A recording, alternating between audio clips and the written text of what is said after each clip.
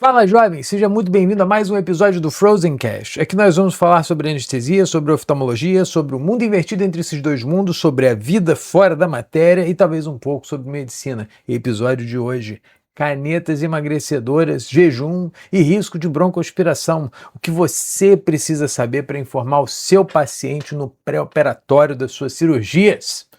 Roda a vinheta!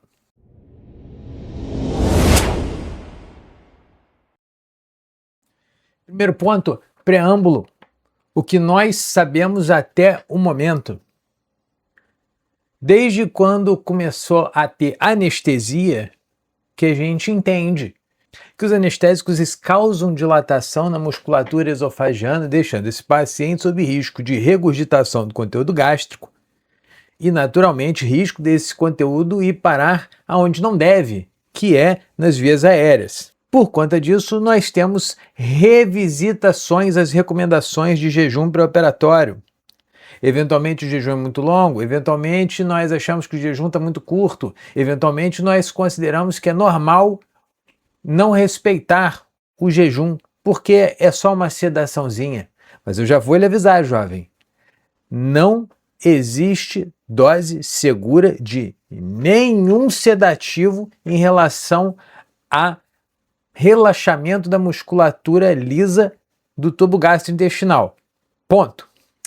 Dito isso, o que nós temos de norma atualmente são 2 horas de jejum para líquidos sem resíduos, 4 horas de jejum para leite materno, 6 horas de jejum para alimentos sólidos leves e 8 horas de jejum para alimentos gordurosos. Só que pacientes com sintomas gastrointestinais, pacientes com diabetes mais descontrolados, pacientes que têm o risco de fazer desautonomia do tubo gastrointestinal, são pacientes que devem ser avaliados para ter um jejum um pouco mais prolongado. E quem tem entrado nesse grupo? Os pacientes que usam agonistas do receptor GLP-1, as famosas canetinhas emagrecedoras.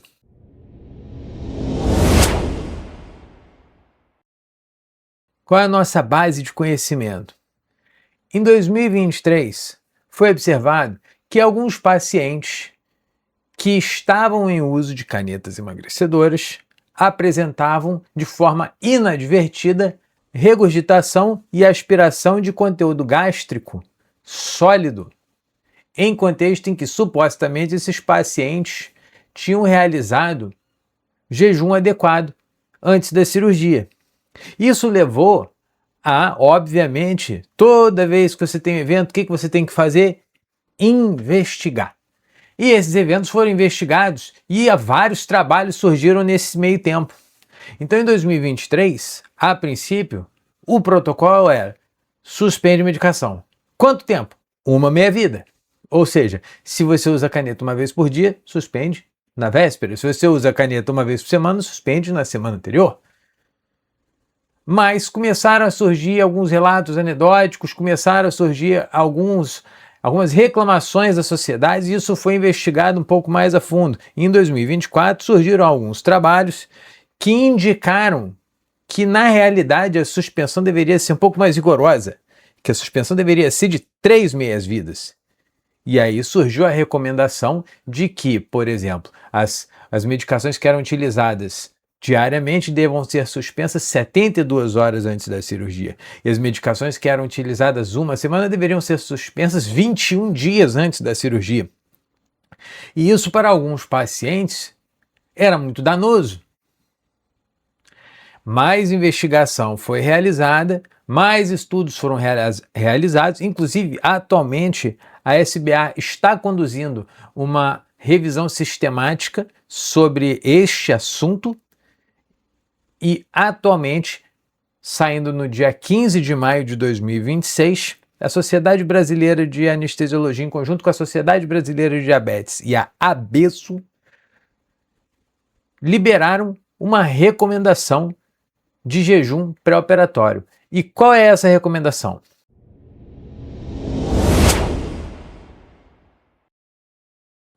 Essa recomendação, ela fala que você não deve suspender rotineiramente essas medicações, mas que todo paciente que usa essas medicações, liraglutida, tirzepatida, devam ser submetidos a uma avaliação pré-anestésica rigorosa e criteriosa no pré-operatório e indicado o POCUS gástrico. Olha o POCUS aí. Além dessa não suspensão rotineira e do POCUS gástrico, tem uma recomendação que foi polêmica, que é a suspensão de alimentação de resíduos sólidos por 24 horas antes da cirurgia. Sim, a recomendação é de jejum por 24 horas antes da cirurgia. 24 horas antes da cirurgia você inicia alimentos líquidos sem resíduos e a partir de 12 a 8 horas antes do horário marcado para a cirurgia, jejum absoluto. E isso gerou muita discussão. Tanto a não suspensão de rotina quanto esse jejum prolongado geraram uma discussão na comunidade médica. E o que a gente tem de evidência?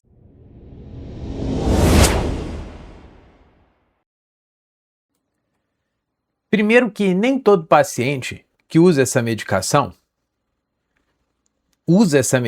porque tem diabetes controlados ou porque está com obesidade grau 3.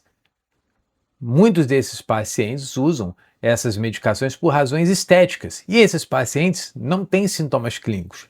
Esses pacientes não necessariamente vão precisar de um jejum tão prolongado. Então, se o seu paciente não tem sintomas gastrointestinais, se o seu paciente não é um obeso grau 2 ou superior, se o seu paciente usa essa medicação em dose mais baixa, mas eu não sei a dose, então foca nas duas primeiras recomendações. Ausência de sintomas gastrointestinais e o paciente que não é obeso acima de grau 2. Esse paciente, você pode flexibilizar a recomendação de jejum.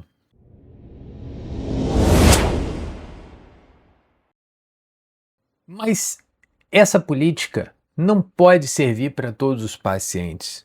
O paciente que é submetido a uma cirurgia que tem uma duração prevista de menos de meia hora não pode receber o mesmo tratamento que o paciente que vai ser submetido a uma cirurgia complexa, eventualmente até uma cirurgia que vai agir no trato gastrointestinal de 4, 5 horas.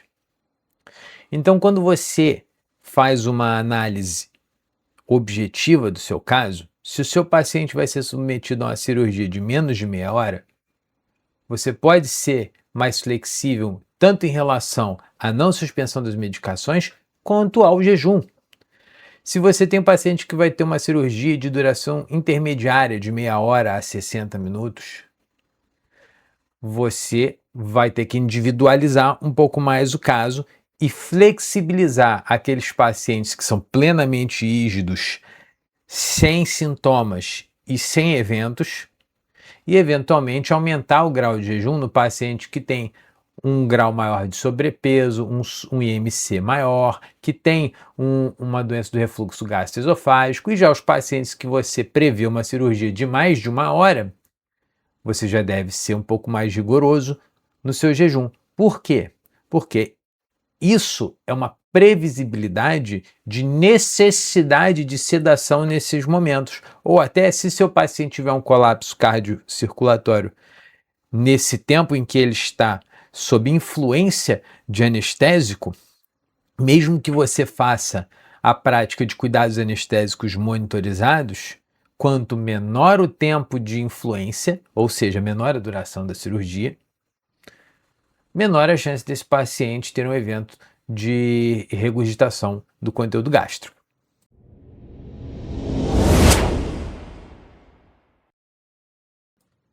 Outro fator que impacta no processo: medicações. Quais são as medicações que estão sendo utilizadas?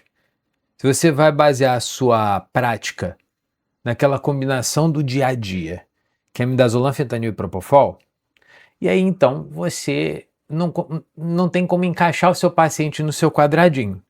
Você que tem que adaptar a sua prática anestésica e fazer anestesia sob medida para o seu paciente, se nós estamos falando de prática de sedação. Eu sei, a prática de sedação ela é particular e depende do tempo do anestesista e da interação dele com o paciente. Sim, mas ela é individualizada também. Então, se você tem um paciente que usa canetas emagrecedoras, o seu paciente ele tem sobrepeso, a cirurgia vai durar ali entre meia hora e 60 minutos. Para que você vai fazer o opioide para ele? E por que eu estou falando diretamente do opioide? O opioide tem uma tendência gigantescamente maior de deprimir a motilidade gastrointestinal. Então, se você planeja fazer opioide no seu paciente, você vai ter que fazer com que ele faça um jejum um pouco mais prolongado. Se a sua prática depende do opioide, então você vai ter que fazer o seu paciente fazer um jejum mais prolongado. O Propofol, se você vai precisar fazer doses para anestesia mais profunda com o seu Propofol e doses prolongadas, provavelmente você também vai precisar fazer um POCUS no seu paciente, fazer um jejum mais prolongado.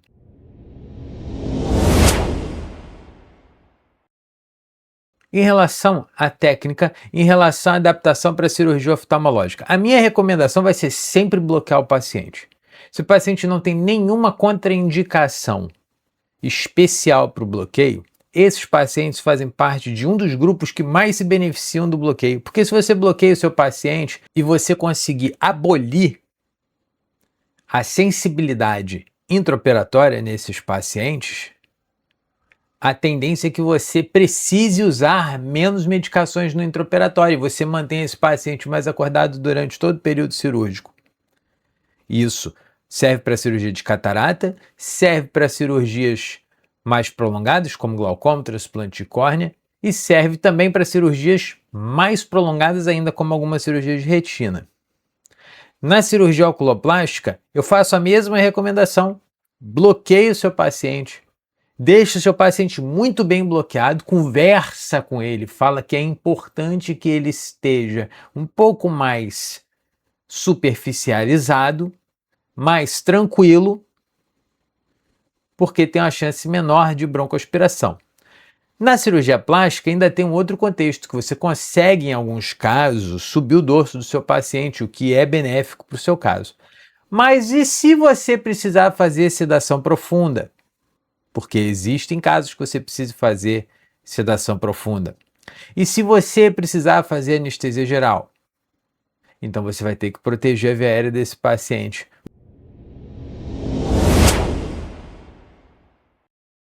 No final das contas, Hugo, o que a sociedade recomenda? Não suspender de rotina, fazer um jejum prolongado, individualizar o seu caso, consulta pré-anestésica. Se você tiver POCUS, faz o POCUS. Ah, não sei usar o POCUS, tem aqui no site.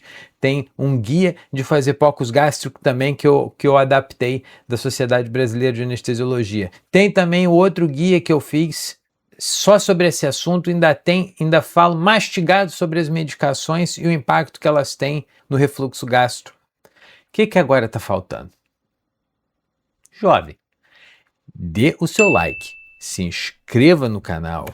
Se você estiver escutando este podcast no Spotify, se inscreve no Spotify também e dá 5 estrelas para a gente. Acesse o site, sempre tem novidade no site.